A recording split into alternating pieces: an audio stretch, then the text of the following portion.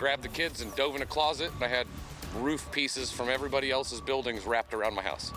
An Illinois town destroyed. What we've learned about Friday's storms and the damage they caused.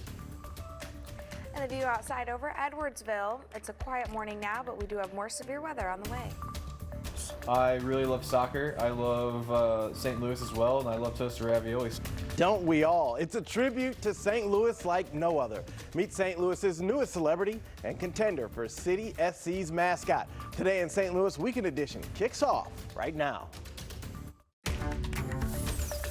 This is Today in St. Louis, focused on you.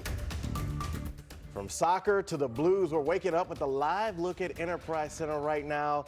And our boys on the ice suffered a tough loss yesterday.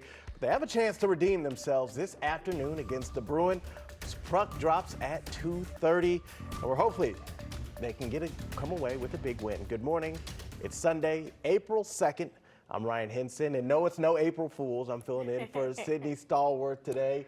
April Fools was yesterday, I know. We didn't I'm do back in action anything. today. We were boring yesterday. Not one April Fool's joke. I know it was. I was kind of disappointed. I went home and took a nap, and I was like, yeah, I'll get them next year. Opportunity missed. I know, right there. But you have a great opportunity to inform us about how this weekend finishes out. And it's nice today. People are going to love it. I mean, I think people are really going to love it. Temperatures this morning, it is a bit crisp out there. It's 39 degrees. It feels like 33. Winds are out of the east-southeast at 8 miles per hour. Now through the rest of our day today, temperatures will warm up into the upper 60s, close to 70 degrees. Your phones might be telling you 70 as well, but realize if we ever do hit that, it'll be just very brief today. Cardinals play around 1:15 today, so against Toronto. So we're hosting them under some very nice conditions for a sunny and pleasant Sunday. Now overnight tonight we do bring in some spot showers. These will not be severe though. On Tuesday we do have some severe weather coming in, and I'm going to outline that for you coming up in the next 15 minutes. Well, this morning, we know more about the extent of the damage caused by Friday's severe weather. This footage comes from 8 different states, as far west as Iowa and east as Delaware. So far, the tornadoes, winds, and rain have killed 21 people, including 4 in northern Illinois. Now, closer to home, an Illinois town is in a state of emergency this morning. We can confirm that an EF1 tornado hit Salem, Illinois, near Springfield, according to the National Weather Service. They clocked the top wind speed at 105 miles per hour. Now, Salem residents are preparing to rebuild homes and businesses across the area. Our Mercedes McKay headed out there to get a better sense for the situation on the ground. This is his barbecue sign, and his smoker is wrapped around the pole on my porch. Building parts from local businesses and pieces of neighbors' homes now lay in Jacob Brandon's yard. I grabbed the kids and dove in a closet, and when I came to, I couldn't open the front door, and I had roof pieces from everybody else's buildings wrapped around my house. Brandon's home looked like many others along East Blair Street in Salem, Illinois on Saturday morning. Ripped off roofs, building pieces stuck in trees, and people's memories scattered across the gravel. Man, when you come that close to a tornado, I don't care about the stuff. You know what I mean?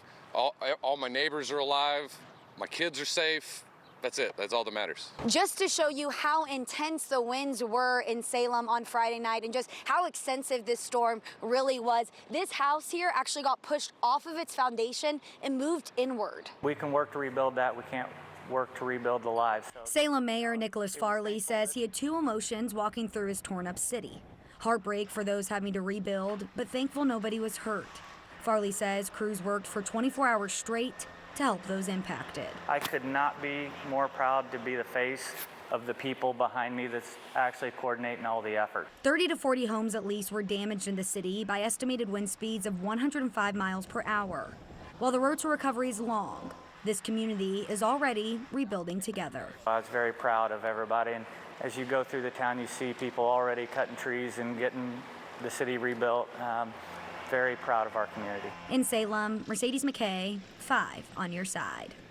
Right now, there's a curfew in the most damaged areas of Salem.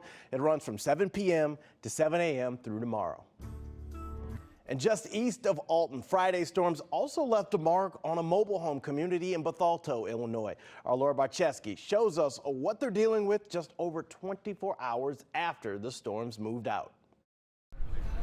We experienced some heavy straight line winds and a lot of heavy rain at that time. I'd estimate the wind speeds were up or somewhere around the 70-mile-an-hour range. Neighbors in Bethalto's Kickapoo Village say the storm was terrifying at times. The hail came down just a little bit at a time, and then the wind started picking up. It picked our camper up about a foot off the ground, slammed it down twice, and then like 90 seconds later, it perfectly calm again. And then everybody came out and seen all the damage.